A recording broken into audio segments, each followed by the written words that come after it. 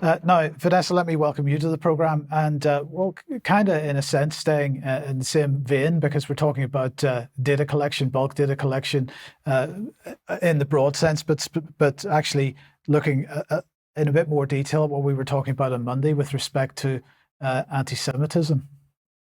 Well, anti-Semitism, Unit 8200, and censorship and thought control, basically, by Israeli organizations.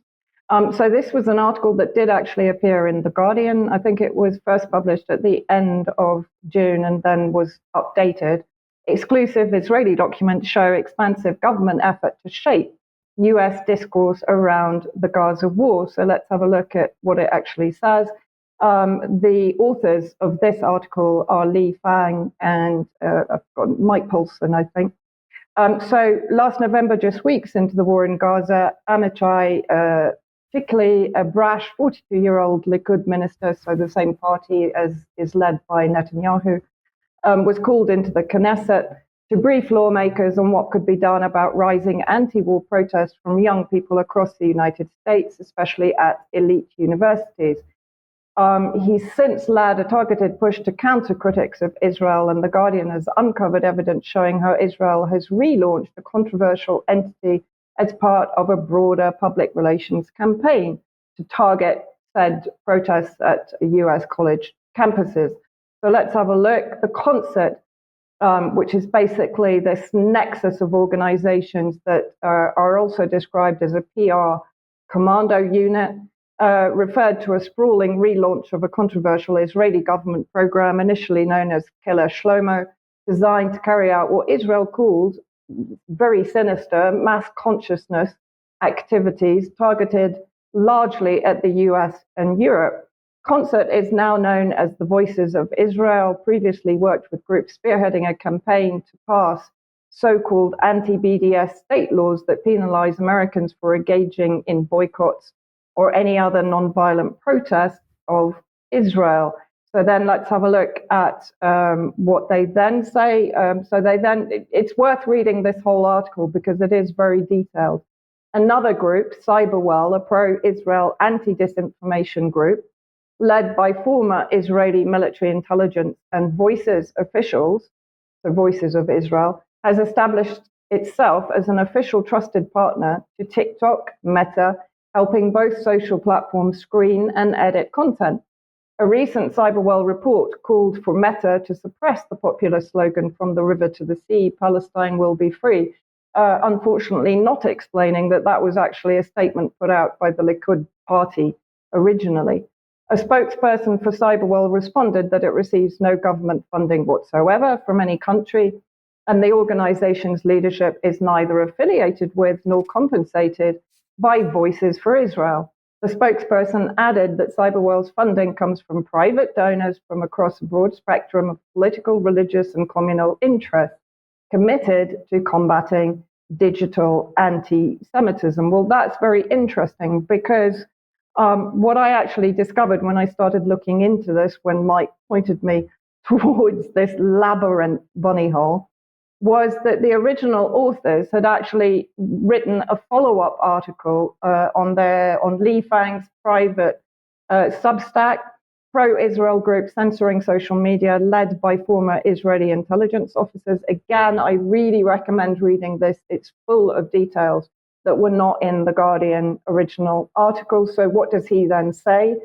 He basically points out that when CyberWell was reached for comment regarding why the biographies of its staff and advisors were removed or were scrubbed from their website after the Guardian article, they said, highlighting the danger of generating false and misleading information, we were forced to remove the Our Team page for safety reasons. Following the publication of your story, our analysts were attacked and identified by name on X. Users shared your article and our employees' names with a wider network, and we became concerned for our staff's safety. Despite CyberWell's denial of ties to Voices of Israel, the organization's 2022 annual report listed its chief financial officer as Sagi Balasha, the first CEO of the organization, now known as Voices of Israel. The list of CyberWell advisors in the report also included IDF forces, Israeli Defense Forces spokesperson, Lieutenant Colonel Peter Lerner, who was Israeli corporate records revealed to be a director of the research and intelligence arm of Voices, known as Keshet David, which is Hebrew for David's bow. Keshet David was initially headed by Yossi Kuperwasser, the former head of research in the IDF Military Intelligence Directorate, widely known as Amman, and an ex-director general of the Ministry of Strategic Affairs. Another advisor to CyberWell, Amos Yadin, previously led Amman. Now, in the article, they also then go on to point out, so the chief executive of CyberWell and two board members worked at the same private Intel spin-off from Voices for Israel, and the director of this spin-off is an advisor to CyberWell. The CEO of Voices for Israel became effectively the CFO of CyberWell. So CyberWell was lying in their statement to The Guardian. So you have the executive director and founder, Tal-Or, Cohen, Montemayor, and Zohar Gorgel, a decorated IDF intelligence officer with over a decade of experience in various cyber and technology roles. Zohar spearheaded the effort against incitement to terror on social media platforms during the 2015-2016 wave of terrorism in Israel. And Zohar is a social and tech entrepreneur running fintech startup.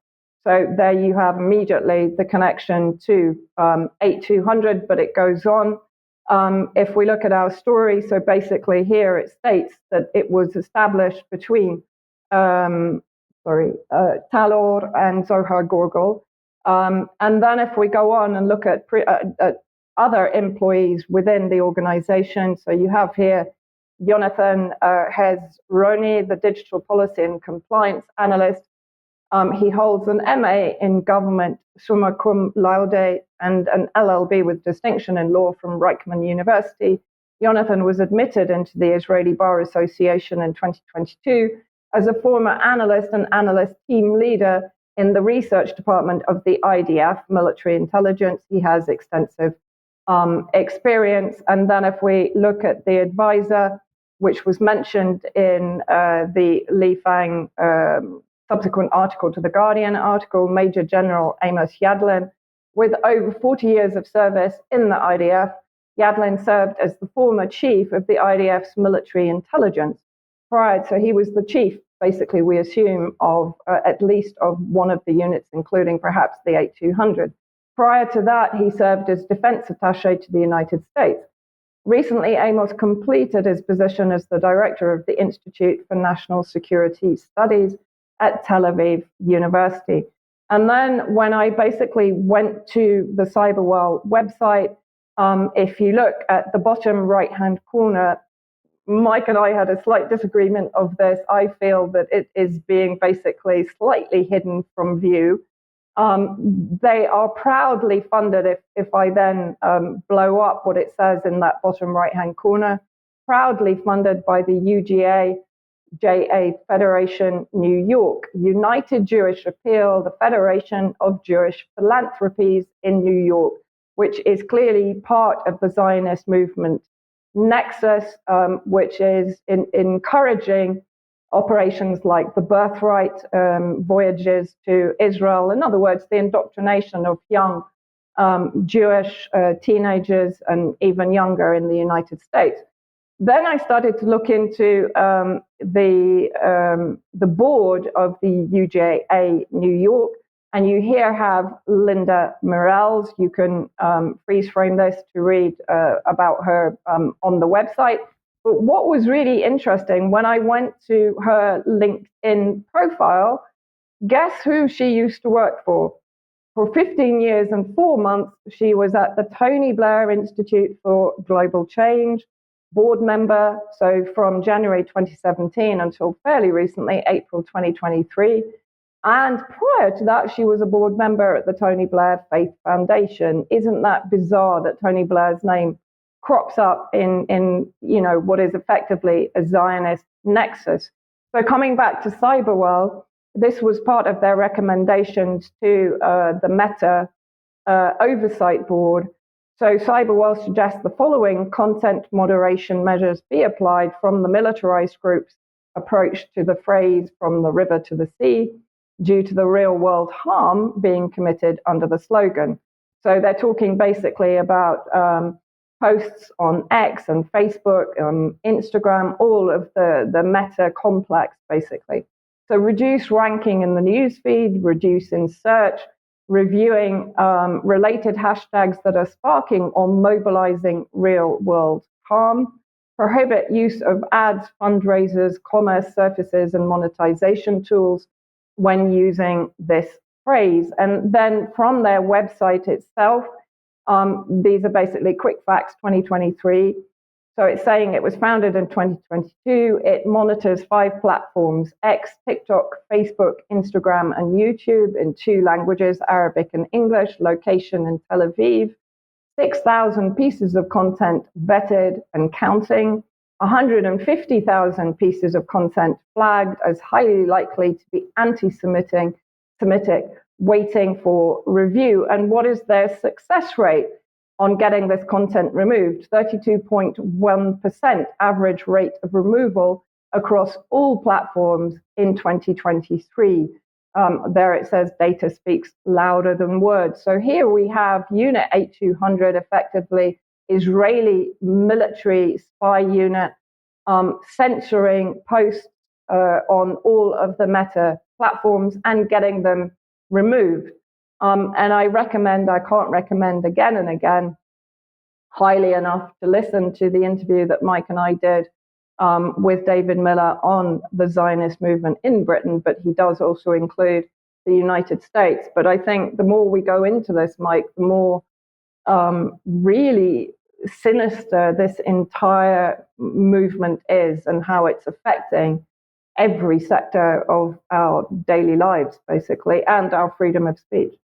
Absolutely. And it's a huge infrastructure, a huge network with huge amounts of money. And of course, when we've got companies that are spawned through Unit 8200 doing this kind of work, at the same time they're doing so-called cybersecurity work, and therefore getting, everybody requires to have cybersecurity software. So they're getting paid huge amounts of money every month in subscription fees and so on. This is it's a good business model for them, but and hugely influential. So keep watching for more on this.